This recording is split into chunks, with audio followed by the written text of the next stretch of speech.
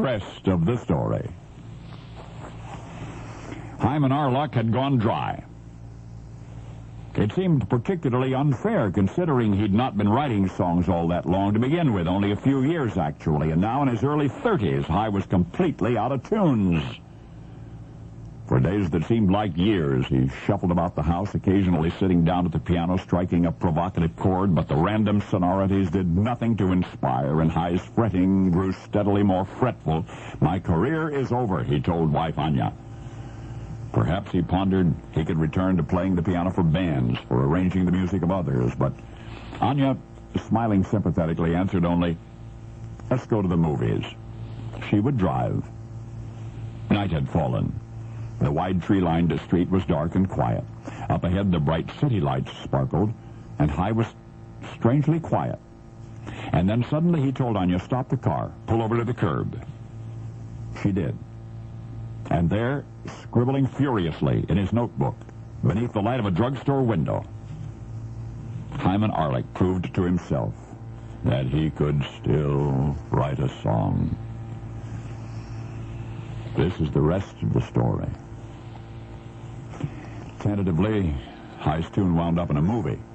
That is, the director filmed a scene with it and included it in the first rough cut. And then somebody timed the entire picture. Most everybody agreed it was far too long. The director called a meeting, informed Hy we're pulling the song. It was not only because they needed to cut something for time, Hy was told. The piece was just too sentimental. Others in the meeting supported the director's point of view. Nobody's going to sing that song anyway, a music publisher said. It's way over the heads of the teenage audience. So that was it. They wanted the teenagers to approve, and yet Hy couldn't help but believe that people of all ages would take his song to heart. There was only one hope now, to appeal to the head of the studio himself, Louis Mayer. It wasn't easy. It took a lot of haggling, but it worked. And the song stayed.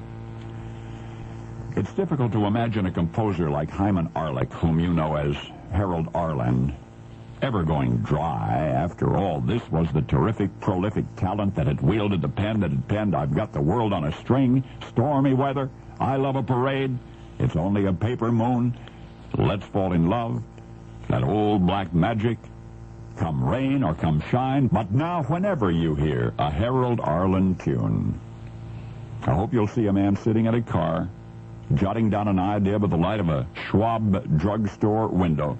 And you will recall that director Victor Fleming almost got his way and thus nearly consigned to oblivion the song with which the movie's young star would be forever identified. The melody that has echoed in the hearts of each generation since, and I mean the hearts of persons of all ages. A tune which for long, anxious moments was officially missing from The Wizard of Oz is that masterwork called "Over the Rainbow." Now you know the rest of the story.